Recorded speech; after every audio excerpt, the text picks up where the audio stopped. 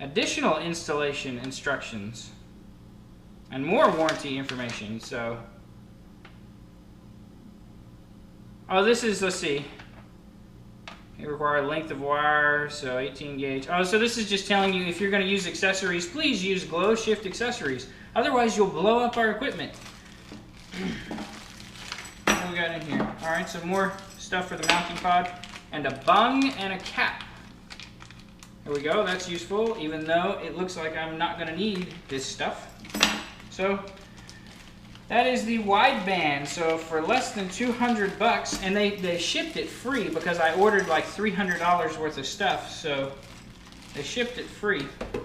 It all came in some fairly nice packaging. Not going to be installing this at this exact moment in time, but I will be installing this very soon, and I will probably put up videos of whenever I do install it. Right now, I just want to look at the other gauges and see what all is inside there. Try to put this back so I don't lose anything. Wires, wires, and more wires.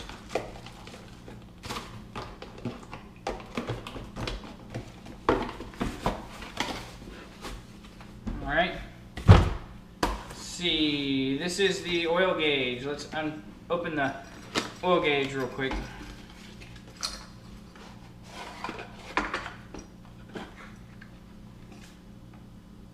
So this one has 4 inputs. Sorry I didn't show you on the other one. Here's what the back side of the gauge looks like for the oil gauge. So this looks like a sending wire. Oh, there's the sending unit. More instructions. More gauge pod. And the mounting hardware. Let's see. Good old instructions here.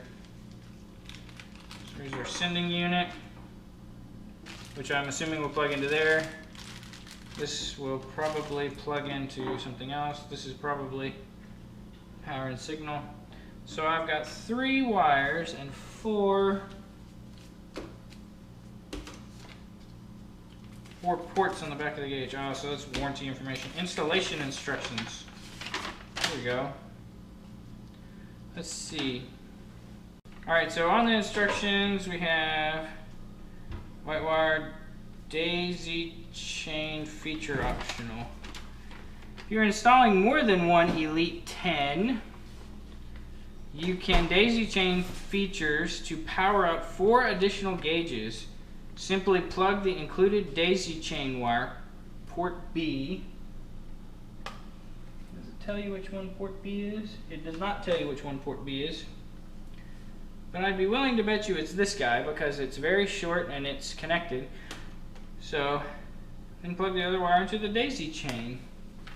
Well, since I didn't show you guys the other gauge, I might as well get it out because now I'm curious to see if I can daisy chain these guys together. Because these are both Elite 10.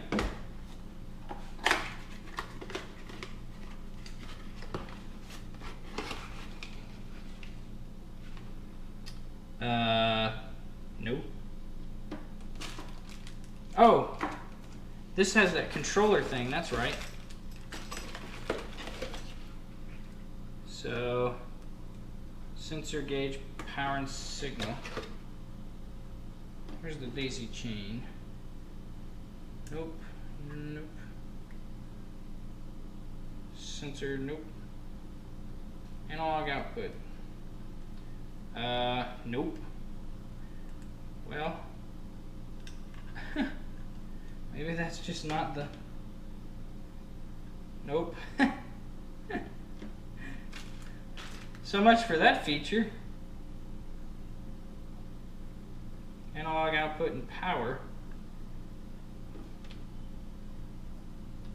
That does not fit. Well, so it says you can daisy chain them, but I am not seeing how to at the moment, but I'm just now unboxing this stuff. When I dig into it a lot more, I'll be able to tell for sure. So, oh, I was going to show you guys the back. So here is the back of the O2 gauge. And you can see there's a dip switch that says on 1 and 2. And there's only 2 places to plug something in.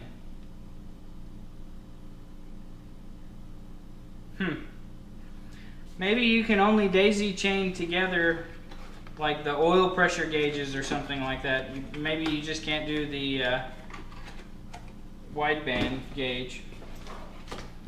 We'll find out. There's probably some fine print in there underneath there that says cannot do this on the O2 sensor. So here's the oil pressure sending unit. Here's the harness with it, which I'm obviously going to have to extend because it's going to have to run the length of my car. And the daisy chain wire, which I probably can't use. But I just so happen to work for a wire making company.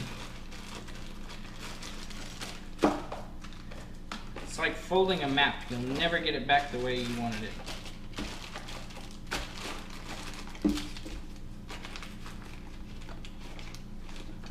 All packaged nice and neatly. Alright, so that's the oil pressure gauge, the wideband gauge, the universal pillar pod mount, triple pod mount. And this one is the tinted 7 boost gauge.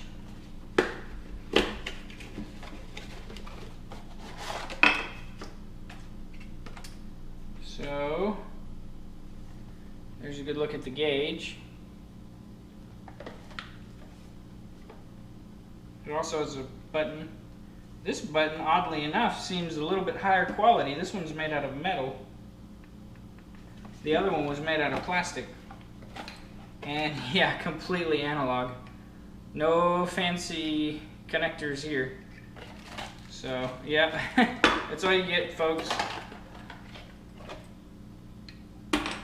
That's it. No fancy pod. Just a length of wire, or a length of vacuum tube. Your fancy analog gauge. Well, it did come with a T connector. And more instructions. So, just need a power. So, power, ground. Power, ground, and what else? Alright. I'm gonna have to resort to reading the instructions. It should have a dimmer light. Let's see. Warranty information. I do kind of like how the instructions are laid out. They're actually color coded. They're kind of nice. So let's see. Yellow is a constant. Oh, red is the ignition. There you go. Okay. So yeah, that makes sense. So switch 12 volt, constant 12 volt, ground, and then a headlight dimmer, which you don't have to connect if you don't want to. But I will because I drive at night, so.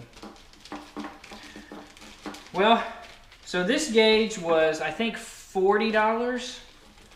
And the oil pressure sending gauge was almost identical to this if you got the cheap one. And I think it was $40 also. But the fancy electric sending unit one was $70, I think.